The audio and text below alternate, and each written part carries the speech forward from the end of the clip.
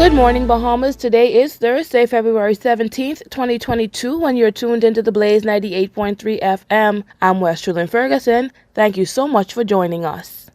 It was a cry heard ringing through the small community of Broome Street off Blue Hill Road when the body of 11-year-old Marco Archer was found by police on the morning of September 28, 2011, in bushes behind an apartment complex. Young Marco was reported missing on September 23, 2011, and according to his sister Tancia Humes, he went to buy candy but never returned. His body was found mutilated and discarded miles away from home. Marco's murder triggered widespread calls for a sex offenders registry in the Bahamas and for an emergency response system like the United States Amber Alert that disseminates information about a missing person, usually a child, by media broadcasting or electronic roadway signs. Now, after countless counseling sessions, numerous memorial services, and endless press statements, the family of Marco Archer have been given a sense of hope yesterday as PTC officially tested the Marco's Alert system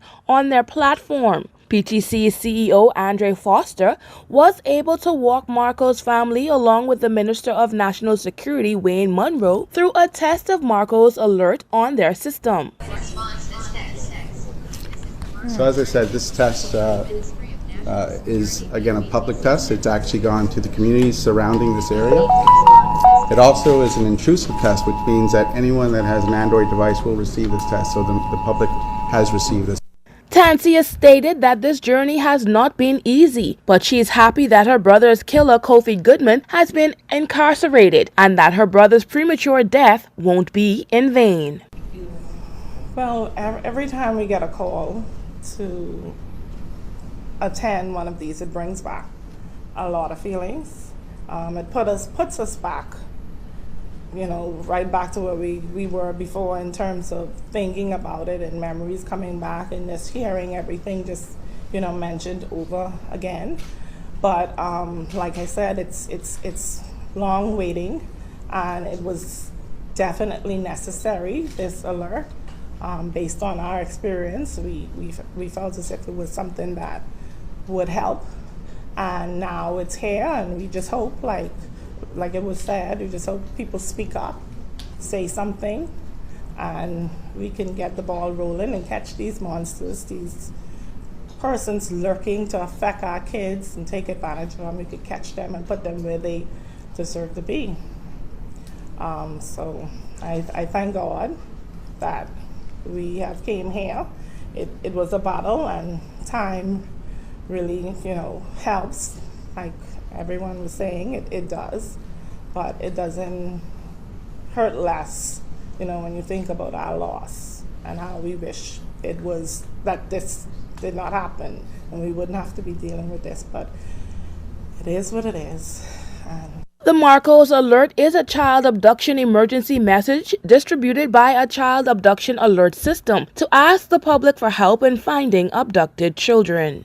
In other news, more than 32,000 new Pfizer vaccines have arrived in the country, this according to reports by the Minister of Health and Wellness, Dr. Michael Darville. U.S. Charge d'Affaires Usha Pitt said that the donated supply of Pfizer vaccinations presented yesterday will add up to nearly 300,000 vaccines that the U.S. has donated to the Bahamas in its fight against COVID-19. In yesterday's newscast, the Blaze 98.3 FM noted that there were vaccines given to children aged 12 through 17 with consent given by their parents or legal guardian. However, Dr. Darville says that there is no definitive answer on possibly introducing pediatric COVID-19 vaccines into the country. But the ministry is pushing hard within the Bahamas' diplomatic circle to find countries that are willing to assist with supplies.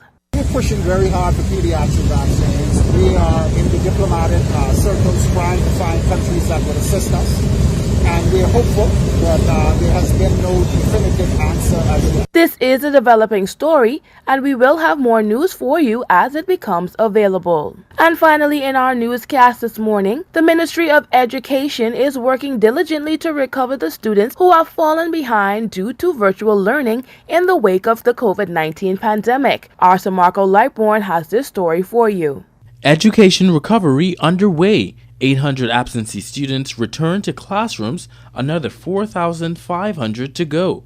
According to Ministry of Education statistics, more than 800 public school students who were missing from classes throughout the pandemic have been located as the Education Recovery Task Force continues its work to close the education gap caused by the COVID-19 pandemic. The Ministry of Education Research and Planning section initially identified 8,000 students who were inactive on the virtual learning platform. These included both high school and primary school students. There were concerns among educators and government officials that those students would fall through the cracks and it would remain challenging to get them back on course.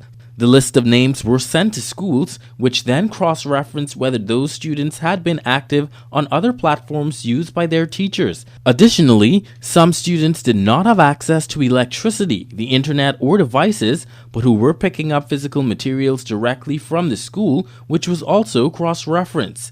Once those students were identified, the number of students accounted for was cut down by half. As of the week of January 17th, the Ministry of Education could not account for some 4,513 students, which represents 11% of public school enrollment. The Ministry of Education Research and Planning Task Force identified and located 843 of those 4,000 students, went to their homes, and spoke to their parents to find out the issues. The group then provided recommendations, follow-up actions, and additional support through agencies such as the Department of Social Services. Some students also returned to school when face-to-face learning was restarted this year. The number of such students is still being compiled by the Ministry of Education's Research and Planning section. With schools continually updating their data with the ministry, the expectation is for those numbers to continue to dwindle. Once students are identified and returned to the classroom, they will be given a diagnostic review for education officials and teachers to understand the extent of learning loss from being out of school. The ministry is also compiling data on students who were scheduled to graduate during the time period to provide assistance on additional options at the Bahamas Technical and Vocational Institute and the National Training Agency. While the task force's work continues, the Ministry of Education is urging parents who may have students who have not attended virtual classes or have not been registered to bring them in no matter the problems they may be having. Thanks, Marco, and stay with us. The latest COVID dashboard report and a look at your local weather forecast is up next after the break. The new Cash and Go mobile wallet. The mobile wallet will allow you to load funds from any branded debit or credit card free of charge. Send funds locally to others with the wallet using just their mobile number. Pay utility bills and more. It helps you keep track of your daily transactions. Download the mobile app from the Play Store, while Apple users can contact info@paylanesnow.com. Cash and Go's new mobile wallet. Easy, simple, safe, and secure. Welcome back. The Bahamas has hit a new milestone as over 33,000 COVID-19 cases have been recorded since the start of the pandemic in 2020. According to the latest COVID dashboard report number 691, the Bahamas Ministry of Health has reported 33 COVID-19 cases yesterday, bringing the overall total to 33,005 cases. There were 79 recoveries reported for the day, with the total recoveries at 25,638. There are now 768 deaths. The latest victims are 2 women from Grand Bahama who died on January 26th and February 4th, respectively. There are 40 hospitalized cases. 3 patients are being treated in the intensive care unit, and the remaining 38 cases are considered moderately ill. As always, the Blaze 98.3 FM advises its listeners to continue to tune into this radio station for any updates provided by the Ministry of Health and Wellness. Now here's our Gigi Presenti with your local weather forecast. Good morning. Here's a look at your local weather forecast for Thursday, February 17, 2022, as issued by the Bahamas Department of Meteorology. General situation. A strong high-pressure system centered north of the Bahamas will continue to support brisk winds, dangerous marine conditions, and some shower activity over portions of the northwest and central Bahamas. Special warnings. Small craft operators should remain near port, and beachgoers should abstain from entering the waters due to the high risk of rough surf and dangerous rip currents. For all areas, weather variably cloudy, windy, and mild with intermittent showers, mainly over the northwest and central Bahamas, turning mostly sunny. Winds easterly at 20 to 25 knots and higher in gusts, becoming east to southeast at 15 to 20 knots by noon. Seas 4 to 6 feet near shore, buildings 7 to 10 feet offshore but higher in gust.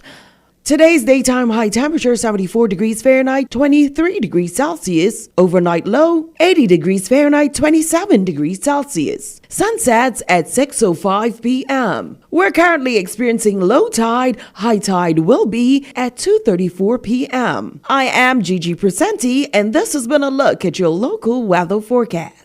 Thanks, Gigi, and thanks to our listeners for tuning in to the Blaze 98.3 FM. Tune in again at 1 p.m. for highlights of what's to come in the 7 p.m. newscast with Samarco Lightborn. I'm Westerlyn Ferguson. Have a great day, Bahamas.